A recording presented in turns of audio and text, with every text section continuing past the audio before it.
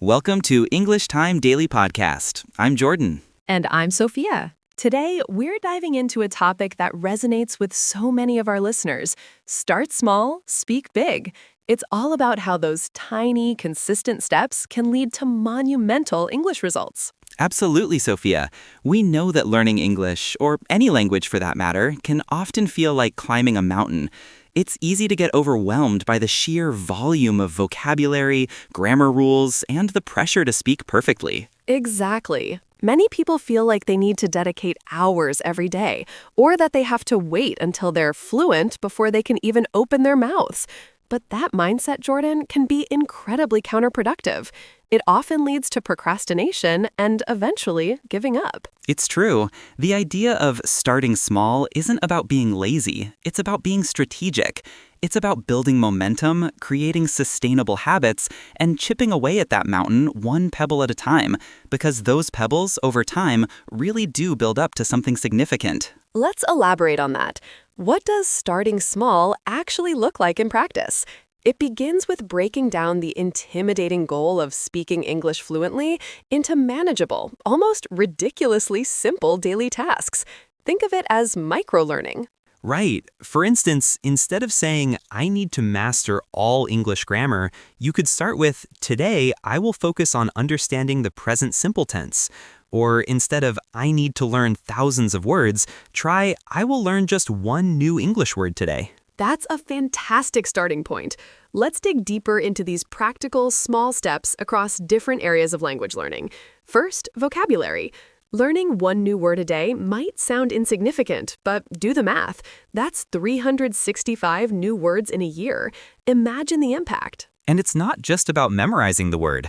A small step here is to pick a word, look up its meaning, its pronunciation, and then try to use it in one simple sentence. For example, if your word is enthusiastic, you could say, I am enthusiastic about learning English. Just one sentence. That's it. Perfect. Moving to grammar, instead of tackling complex structures, focus on one basic sentence pattern, perhaps practicing subject, verb, object constructions. I eat apples. She likes coffee. These small, correct repetitions build a foundation. Absolutely. For listening, a small step could be listening to just 1 minute of an English podcast or a song or even a short YouTube clip. Don't worry about understanding every single word. Just focus on the rhythm, the intonation, and maybe one or two key phrases. And when it comes to speaking, this is where many people freeze. But starting small means you don't have to deliver a TED Talk. You could try self-talk. Describe your morning routine to yourself in English while you're getting ready. I wake up. I brush my teeth. I drink coffee. That's a brilliant tip, Sophia. Or try mirroring. Listen to a short English phrase, then pause and try to repeat it exactly as you heard it. Focus on the pronunciation and the intonation. It's a fantastic way to train your mouth muscles without the pressure of forming your own sentences. And let's not forget reading and writing.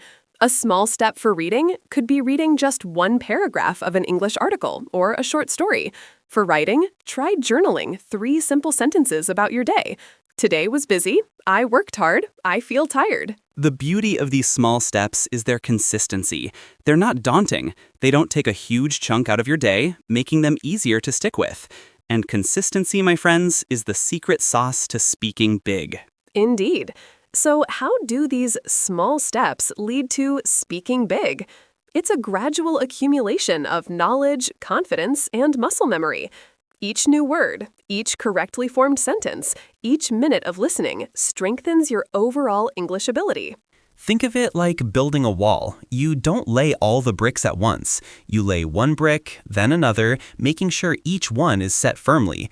Over time, that wall, your English proficiency, grows taller and stronger, and suddenly you realize you're having conversations you couldn't have imagined a few months ago. But what about when learning feels hard?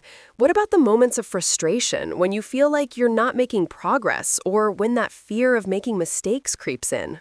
That's a very real challenge, Sophia, and it happens to everyone, even advanced learners. The key is to acknowledge it, but not let it stop you. Remember, mistakes are not failures, they are feedback. They show you where to focus your next small step. A great tip here is to reframe your perspective. Instead of thinking, oh no, I made a mistake, I'm bad at English, try, I just learned something new about how to use this phrase correctly. Celebrate the learning, not just the perfection. And for motivation, remind yourself why you started. Is it for travel, for work, to connect with people? Keep that big picture in mind, but then bring it back to the small, achievable daily goal. Today, I'm learning one word to get closer to my travel dream. Let's provide some easy practice phrases that listeners can immediately incorporate into their small step speaking practice. These are phrases that are useful in everyday interactions. Excellent idea. For expressing opinions, try I think that, or in my opinion, followed by a simple statement. So, I think that learning English is fun, or in my opinion, coffee is delicious. For asking for clarification, which is super important and shows you're engaged, could you repeat that, please? Or what do you mean by? These are simple, polite, and incredibly useful. And for describing feelings or states, I feel good today. I am tired. I'm happy about that.